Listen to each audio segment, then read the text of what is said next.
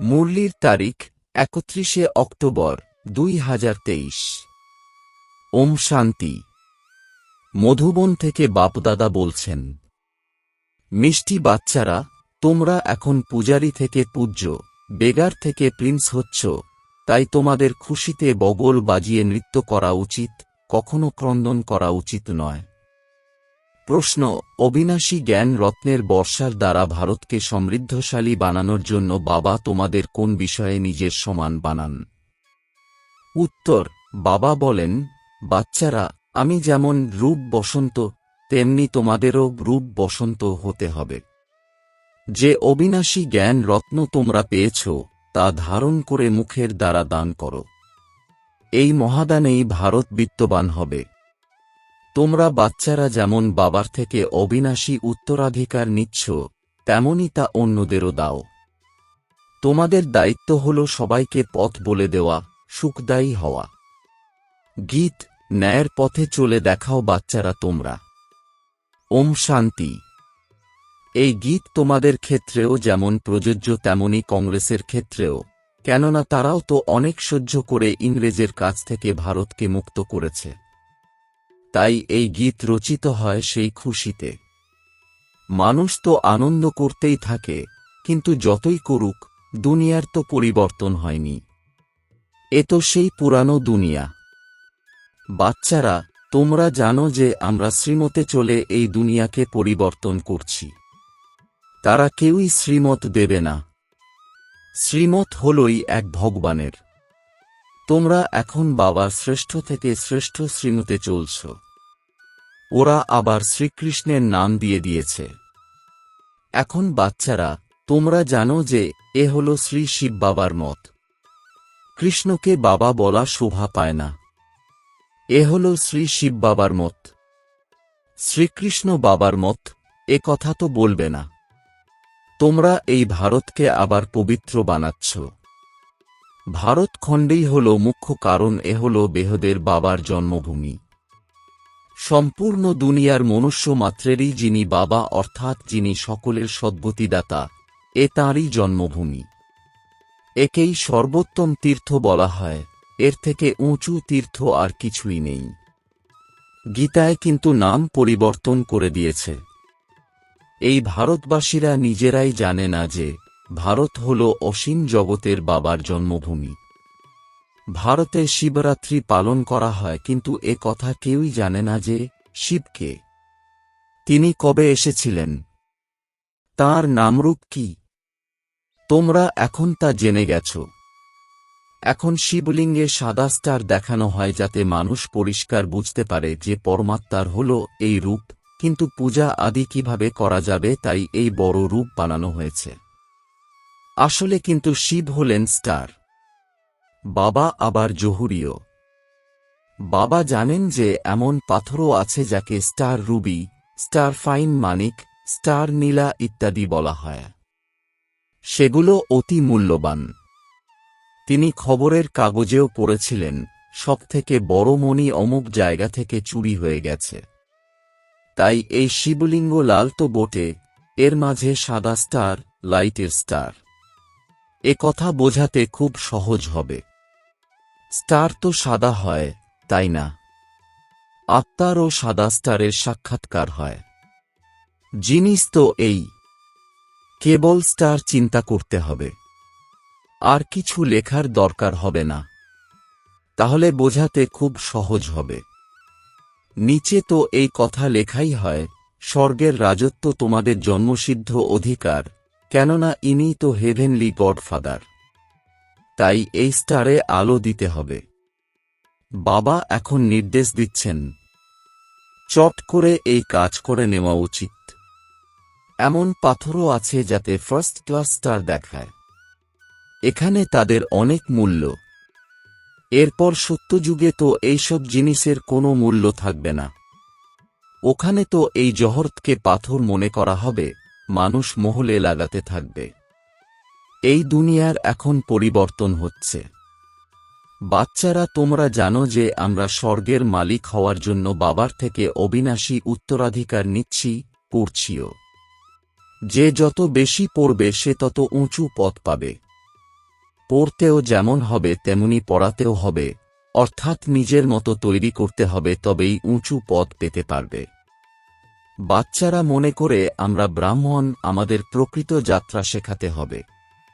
প্রত্যেককে বাবার পরিচয় দিতে হবে। কোনো মানুষই বাবাকে জানে না। বাবা তো একজনই, বাকি সকলেই নিজের নিজের পার্ট পেয়েছে। এক আত্মার পার্ট অন্য আত্মার সঙ্গে মেলে না। আত্মা তো অবিনাশী, তার রূপের কোনো তফাৎ হয় না। শরীরের তফাৎ হয় আর প্রত্যেক আত্মার পার্টের তফাৎ হয়। প্রত্যেক আত্মা যারা স্টার লাইট, তাতে অবিনাশী পার্ট ভরা আছে। অবিনাশী পার্ট এ কথা তোমরাই জানো পুরুষার্থের নম্বর অনুসারে। আত্মার সম্বন্ধে যেমন গাওয়া হয়, ভ্রুকুটির মধ্যে আজব তারা। অদ্ভুত তাই না? কত ছোট তারা, তার মধ্যে 84 জন্মের পার্ট ভরা আছে। এই কথা যখন মানুষ শুনবে তখন তারিফ করবে যে অবশ্যই এদের পরমাত্মা পড়ান। তোমাদের তো সবাইকে পড়াতে হবে। যদি খ্রিস্টানরা ইংরাজি জানে, তোমরা হিন্দিতে বলো, তারপর দোভাষী ইংরাজিতে শুনিয়ে দেবে। ওদের কাছে দোভাষী থাকে। বাবার পরিচয় তো দিতেই হবে। বাবা যেমন দুঃখহর্তা সুখকর্তা, বাচ্চারা তোমাদেরও তেমন হতে হবে। প্রত্যেককে পথ বলে দিতে হবে। অন্যদেরও সুখী করা, এ বাচ্চারা তোমাদেরই দায়িত্ব। তোমরা নিজেরা বাবার থেকে এত অবিনাশী উত্তরাধিকার নিচ্ছ, তো অন্যদেরও তো দিতে হবে। এ হল মহাদান। এই একটি কথার মূল্য লাখ টাকার। শাস্ত্রের কথা যদি লাখ টাকার হতো তাহলে ভারত এমন কাঙ্গাল কেন হতো?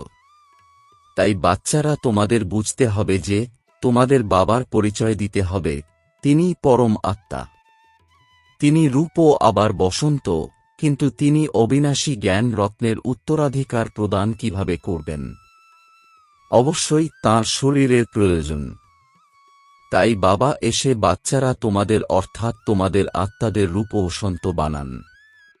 এই অবিনাশী জ্ঞান রত্নের ধারণা করতে হবে। মুখের দ্বারা এই জ্ঞান রত্নের দান দিতে হবে, যে রত্নের কেউই মূল্যায়ন করতে পারে না। এর উপরেও একটি কাহিনী আছে, তাই এই ধারণা করা উচিত। বলা হয় তো, শিব বাবা বোম বোম ভোলানাথ, ঝুলি ভরে দাও। এই অবিনাশী জ্ঞান রত্নের দ্বারা ঝুলি ভরতে হবে। এরপর তোমাদের মহল তো ওখানে হীরে জহরতের হবে। তাই এ কথা প্রত্যেককে বুঝিয়ে বলতে হবে। বাবা যেখানে থাকেন তা হল নির্বাণধাম বা মুক্তিধাম। বুদ্ধ ইত্যাদির জন্য বলা হয় যে পার নির্বাণ গিয়েছেন।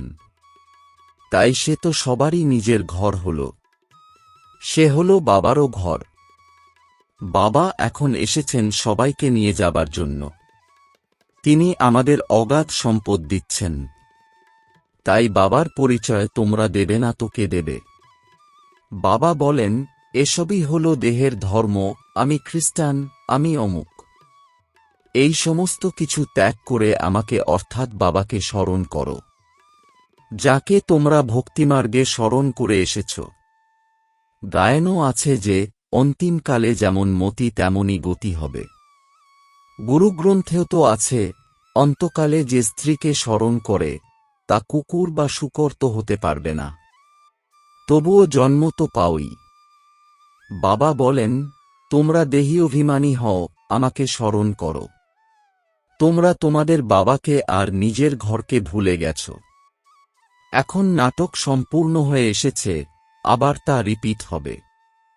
ইসলাম, বৌদ্ধ, খ্রিস্টান সবাই নিজের নিজের পার্ট রিপিট করে এসেছে। এই নাটক অনেকবার রিপিট হয়ে এসেছে। এর কোনো আদি বা অন্ত নেই। ড্রামার তো আদি বা অন্ত থাকে, আবার রিপিট হতে থাকে অটোমেটিক্যালি। এ কথা যারা বুঝতে পেরেছে তাদের অন্যকেও বোঝাতে হবে যে তোমরা এসে বাবাকে জানো। বাবাকে না জানার কারণে মানুষ অনাথ হয়ে গেছে। এখন মনে করো যে পোপ বললেন, তোমরা লড়াই করো না, তাহলে ওরা থোড়াই মানবে। খ্রিস্টানদের বড় হলেন পোপ। তিনি সকলের গুরু। তাহলে গুরুর মতে কেন চলে না? এরা কারোর কথাই শুনবে না। বাবা এসেই মত দেন, তাই সবাইকে বোঝাতে হবে। ধীরে ধীরে সব ধর্মের মানুষ শিখবে। প্রথমে তোমরা সিন্ধিরাই ছিলে, এখন সবাই আসতে শুরু করেছে। খ্রিস্টানদেরও বাবার পরিচয় দেওয়া উচিত, যাতে তারাও বাবার অবিনাশী উত্তরাধিকার নেওয়ার অধিকারী হয়। এতে পরিশ্রান্ত হওয়া উচিত নয়। এই প্রদর্শনী তো খুব জোরদার চলবে। সেবা পরায়ণ বাচ্চাদের উপরে সেবার অনেক দায়িত্ব।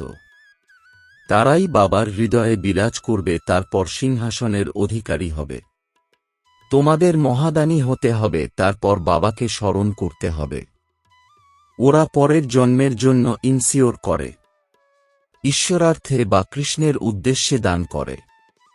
বাস্তবে কৃষ্ণ তো হলেন বিত্তবান, তিনি তো দান নিয়েছেন, বাবার থেকে অবিনাশী উত্তরাধিকার নিয়েছেন। স্বর্গের প্রিন্স যখন হয়েছেন, তাহলে যিনি স্বর্গ স্থাপন করেন তার থেকে অবশ্যই অবিনাশী উত্তরাধিকার নিয়েছেন, কিন্তু তা কিভাবে নিয়েছেন এ কথা কারোর বুদ্ধিতে বসে না। বাবা কৃষ্ণকেও অবিনাশী উত্তরাধিকার দিয়েছেন। এই বর্ষাকেও দান বলা হয়, যেমন কন্যাদান করে। বাবা এখন বলছেন, আমি তোমাদের অবিনাশী জ্ঞান রত্নের দান করতে এসেছি, এর জন্য ব্যবস্থা করতে হবে। যদিও বা খরচ সাপেক্ষ, কিন্তু কোনো ক্ষতি নেই। আমার কাছে বাচ্চারা তো সাক্ষাৎকার করেছে। ইব্রাহিম, বুদ্ধ, ক্রাইস্ট ইত্যাদি বড় বড় আত্মারা অন্তিম সময়ে আসে। অবশ্যই শুনবে, তবেই তো পথ পাবে, তাই না? বাচ্চাদের তো খুশি হওয়া উচিত, তাই না? খ্রিস্টানদের ভারতের সঙ্গে অনেক সম্পর্ক। তারা রাজত্ব নিয়েছিল, আবার ফের তো দিয়ে দিয়েছে। তারা ভারতকে খুব সামলে রাখত। ভারতের উপর যদি কেউ চড়াও হয় তো সেই সব অর্থ নষ্ট হয়ে যাবে। তারা ভারতের উপর অনেক খরচ করেছে। এই সমস্ত কিছুই নানাভাবে নষ্ট হয়ে যাবে, এই কারণেই তারা ভারতকে নানাভাবে রক্ষার চেষ্টা করে। এদের তো সাহায্যেরও দরকার, আর রিটার্নেরও প্রয়োজন। তাদের তো রক্ষা করতেই হবে। বাবা জানে যে ভারত গরিব, তাই ওখান থেকেও সাহায্য করান, আর নিজে এসেও সাহায্য দিচ্ছেন। এখন ওরা সাহায্য করছে, আর ভবিষ্যতের জন্য বাবা সাহায্য দেবেন। তাই খুব ভালো হয় যে একটি মণ্ডপ বানিয়ে সেখানে যদি সব খ্রিস্টানদের নিমন্ত্রণ দেওয়া হয়। কত ভালো ভালো চিত্র আছে, এতে সমস্ত জ্ঞান আছে।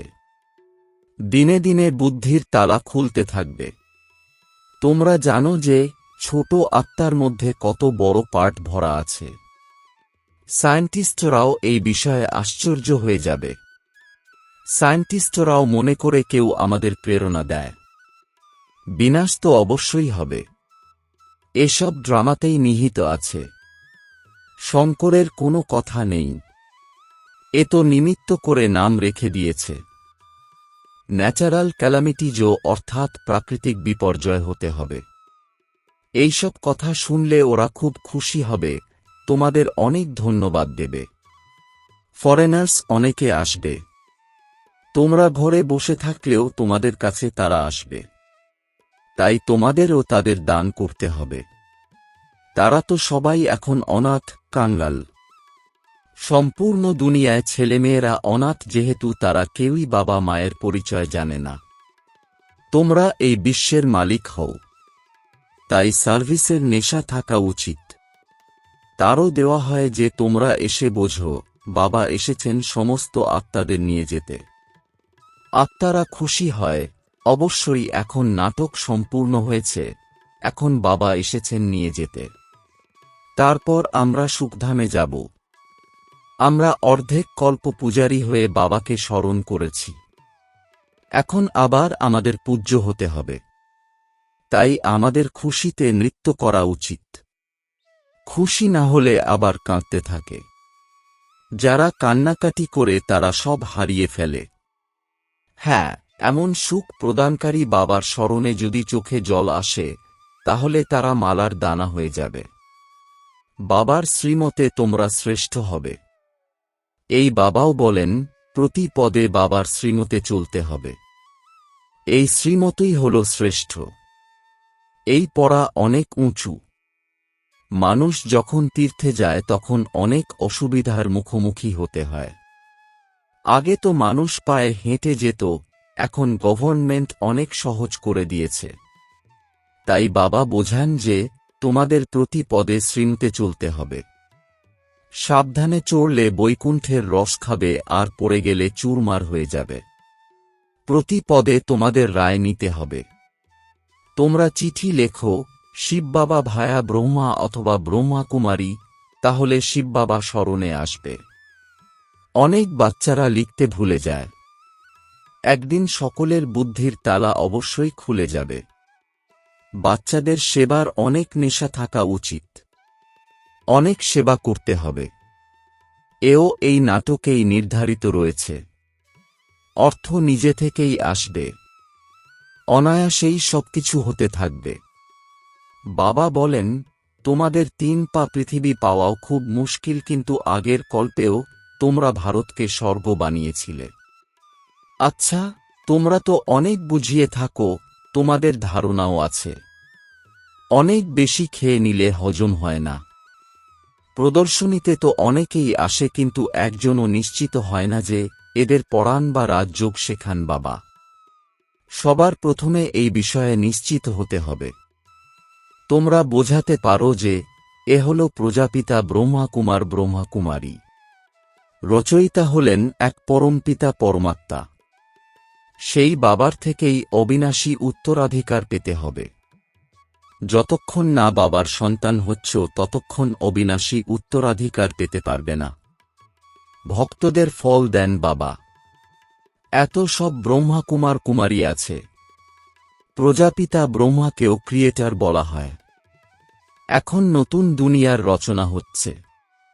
ভগবান উবাচ, আমি তোমাদের রাজযোগ শেখাই।